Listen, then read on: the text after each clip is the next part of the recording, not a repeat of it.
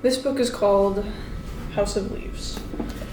I haven't finished it yet, actually. I have not really that many pages in, but it is considered one of the best horror novels of all time, and is the inspiration for a lot of media I enjoy. For this assignment, I thought it might be interesting to, read out some of my favorite excerpts from it. I should warn beforehand, House of Leaves isn't really your typical book. While a lot of these quotes I chose are on the more normal end, let's just say things go a little bit off the rails and more than just the story parts of it.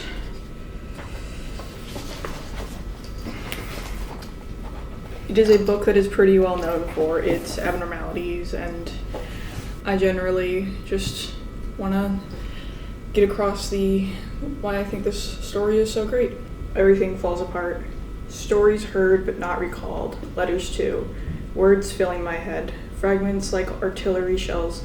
Shrapnel like syllables flying everywhere. Terrible syllables. Sharp, cracked, traveling at murderous speed, tearing through it all in a very, very bad, perhaps even irreparable way. Known. Some. Call. Is. Air. Am? Incoherent, yes. Without meaning, I'm afraid not. The shape of a shape of a shape of a face disassembling right before my eyes. What wail embattled break like a hawk. Another Malden, or no Malden at all, or snowy days, or not snowy at all, far beyond the edge of reasonable awareness. This is what it feels like to be really afraid. Though, of course, it doesn't. None of this can truly approach the reality of that fear. There in the midst of all that bedlam, like the sound of a heart or some other unholy blast, desperate and dying, banging into the thin wall of my inner ear, paper thin in fact, attempting to shatter the inside of what had already been shattered long ago. I should be dead.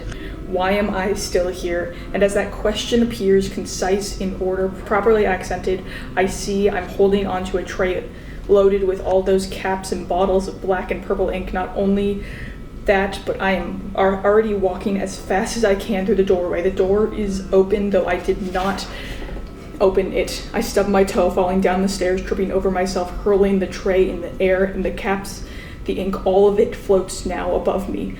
As my hands, independent of anything I might have thought to suggest, reach up to protect my head, something hisses and slashes are out at the back of my neck. It doesn't matter. Down I go, head first, somersaulting down those 8 pretty steep steps, a wild blur, leaving me to passively note the pain spots as they happen. Shoulders, hip, elbow, even the tray hitting me, though that doesn't hurt.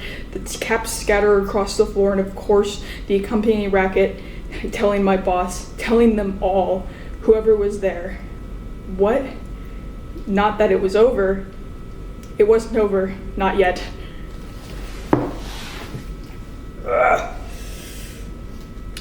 Page 71, chapter 5.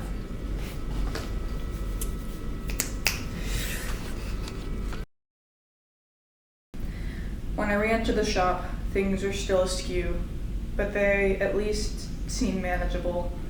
The phone has been ringing, 9 times and counting, my boss announces. He's clearly annoyed, more annoyed than when I expressed some surprise over his ability to count that high. I pick up before he can start yammering at me about my attitude. The call is for me. Lude's on a payphone in the valley with important info. Apparently there's some significant doings at some significant club. He tells me he can guest list my boss and cohorts I deem worthy. Sure, I say, but I'm still shaken and quickly lose hold of the details when I realize I've just forgotten something else as well. Something important. By the time I hang up, no matter how hard I try, I can no longer remember what I'd meant to remember when whatever it was had first entered my head. Or had it? Maybe it hadn't entered my head at all. Maybe it just brushed past me, like someone easing by in a dark room, the face lost in the shadow. My thoughts lost in another conversation, though something in her movement or perfume is disturbingly familiar. Though how familiar is impossible to tell, because by the time I realize she's someone I should know, she's already gone deep into the din. beyond the bar, taking with her any chance of recognition. Though she hasn't left, she's still there, embracing shadows. Is that it? Had I been thinking of a woman? I don't know. I hope it doesn't matter. I have a terrifying feeling it does.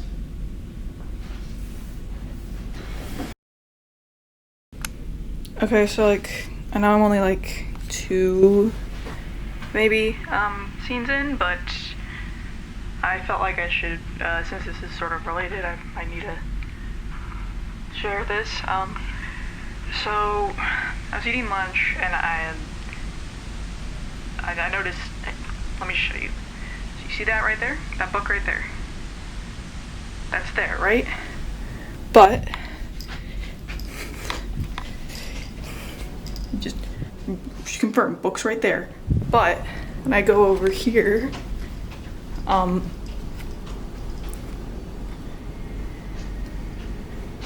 here it is again.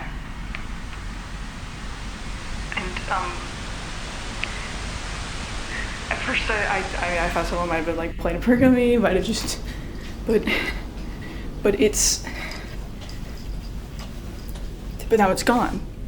It's not over. It's not there. And I mean, okay, it's just a normal shit. What the fuck? It's a book. It's not no one else is home right now. They can't be.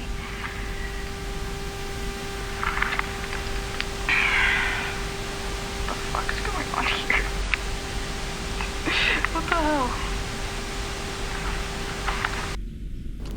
Okay, I was watching through the dailies, and I noticed something. Look.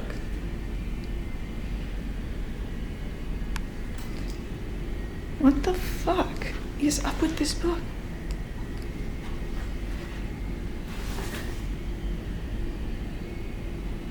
Like that can't be good, right?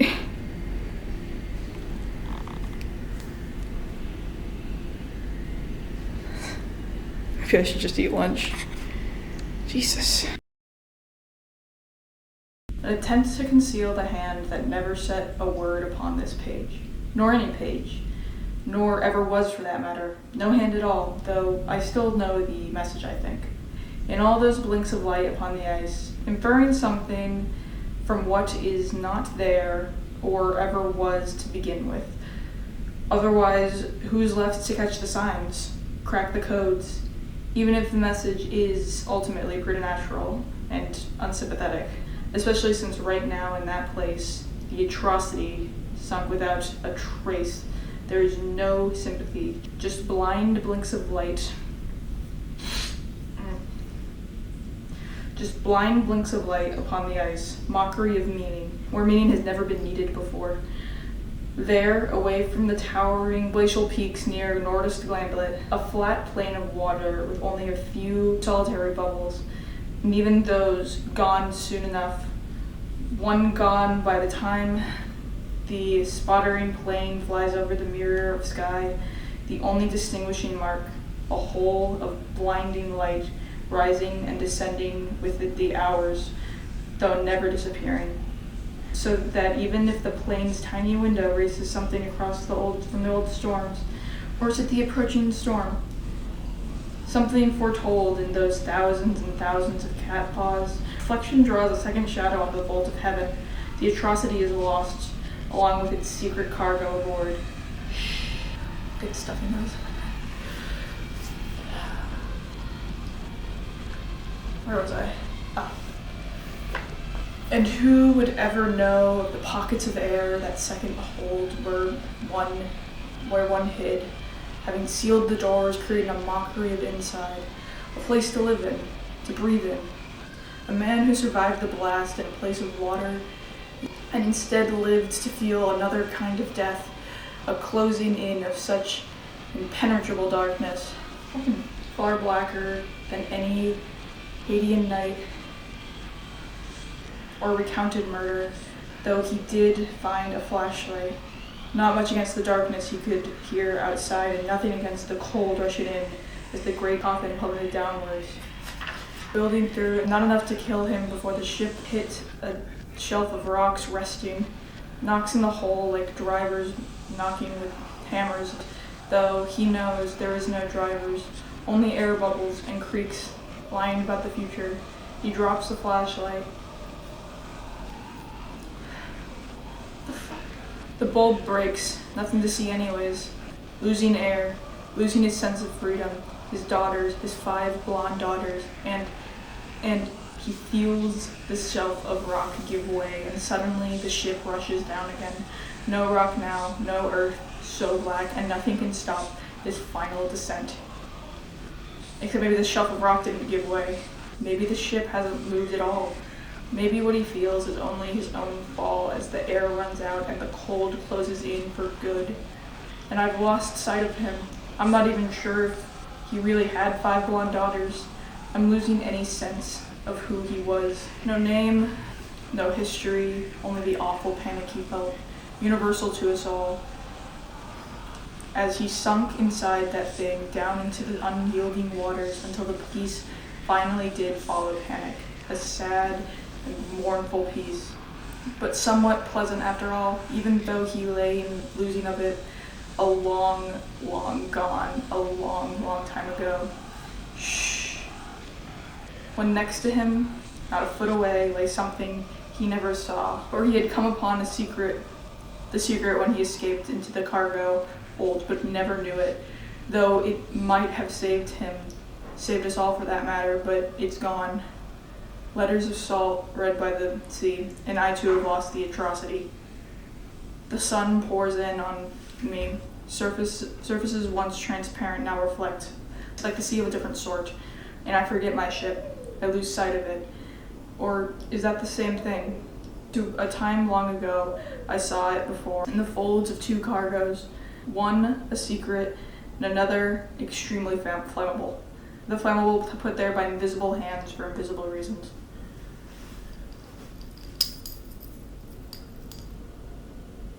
Shit. How did that...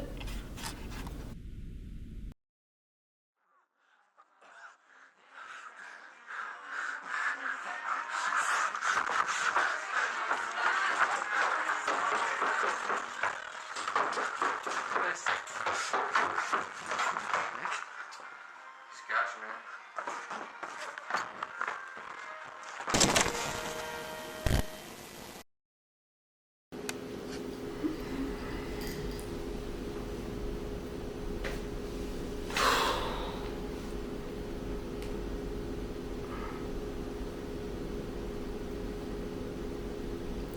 Hey there. It's been probably a week since I filmed scene 3. It's due next week, so I thought I should probably finish this assignment up.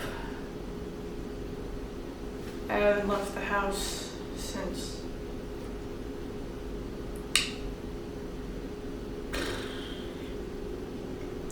around the time I filmed the last part. I'm not any better than the nosebleeds from, I guess you saw it last time. It didn't stop after the last scene I filmed. I calmed down now, so I thought I might as well.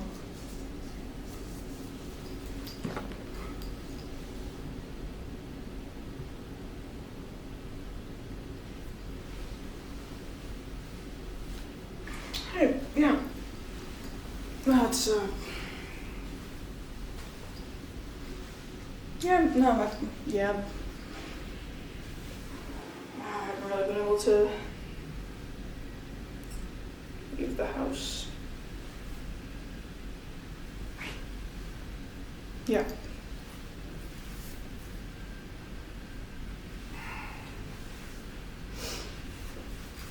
Yeah, I know. Mhm. Mhm. I'll be fine. Don't just. Yeah.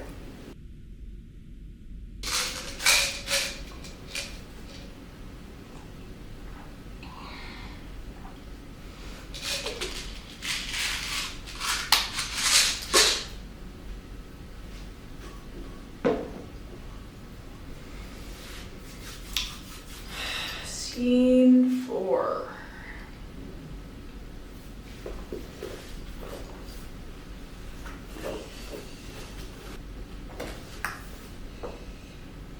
Except the vandal known as Myth always slaughters reason if she falters. Myth is the tiger stalking the herd. Myth is Tom's Mr. Monster. Myth is Holloway's beast. Myth is the Minotaur.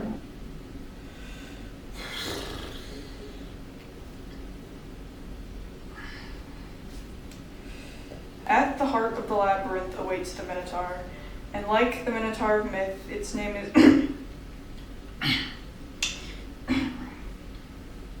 Chicklets treated the maze as a trope. Its evacuation resulting in a tragic reconciliation, but Chickovitz's eye, the Minotaur, was a son imprisoned by a father's shame.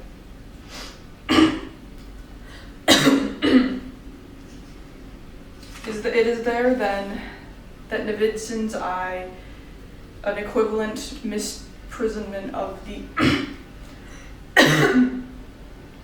in the depths of that place, and that matter does not exist in chance to reconcile, and not known with desire of antithesis. As Kim Pale wrote, Navidson is not Minos. He did not build the shit.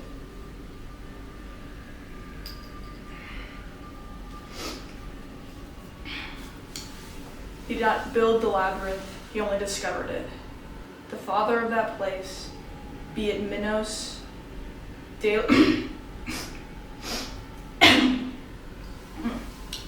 St. Mark's God, another father who swore, "Begone, relieve me from the sight of your detested form, and a whole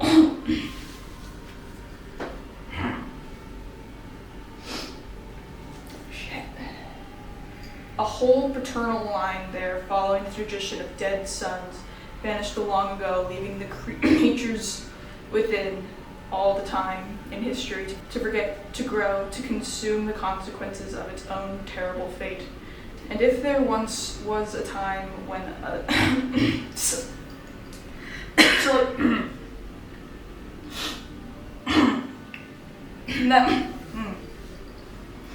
that time is long past. Long live the lion, love the lion, but love alone does not make you Androclus. And for your stupidity, your head's crushed like a grape in its jaws. Reconciliation within the unpersonal is possible. If possible. Reconciliation.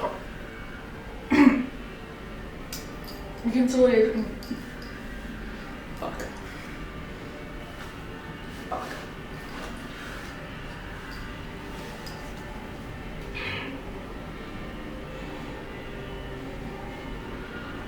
Reconciliation without it is improbable. A creature does not know you, does not fear you, does not remember, he doesn't remember you, doesn't even see you. Be careful, beware.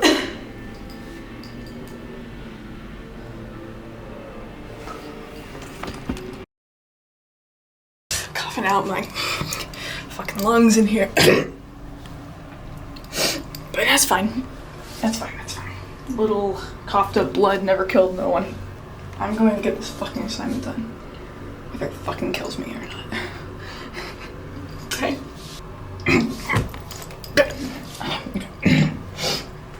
This pain, always human bolt the door, misunderstanding the difference between untouched nerves and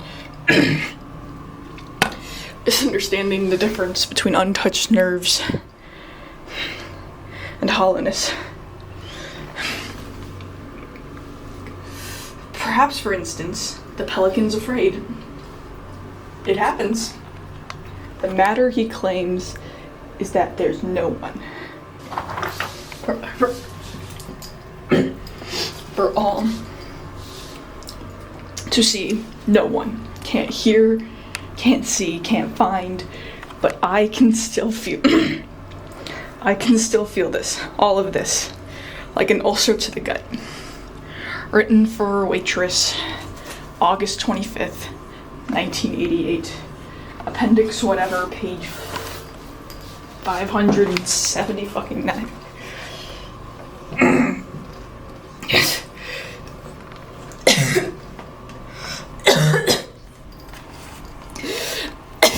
Fuck.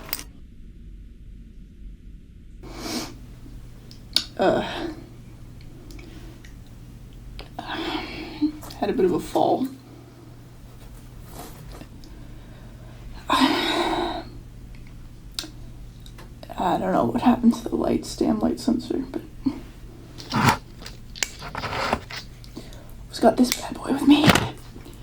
Of course, book just so happens to be right next to me, so let's see what we got here. And so now, in the shadow of unspoken events, I watch Zampano's courtyard darken. Everything whimsical has left. I tried to study the light going carefully from my room.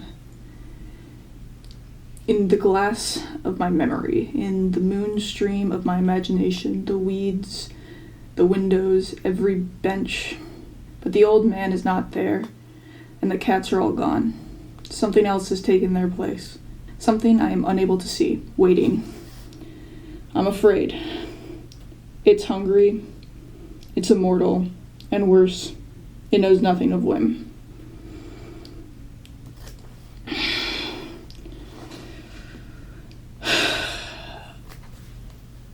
The fuck's that? Got one more here. God, this one comes to memory too.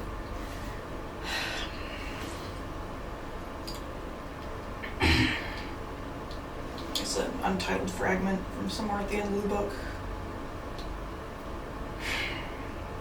Little solace comes to those who grieve as thoughts keep drifting, walls keep shifting, and this little blue world of ours seems like a house of leaves.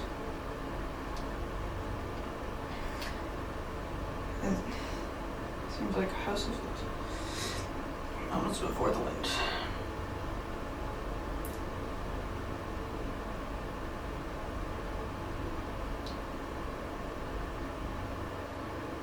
It's a wrap.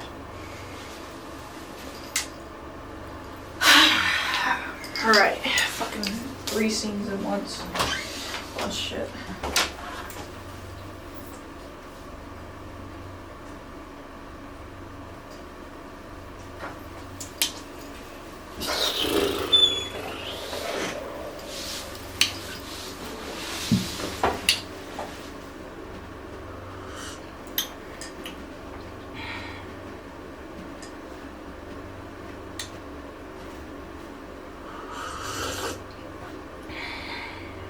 This tea is shit.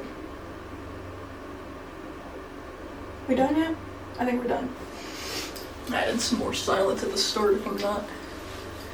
Just roll that shit at the start for a little longer.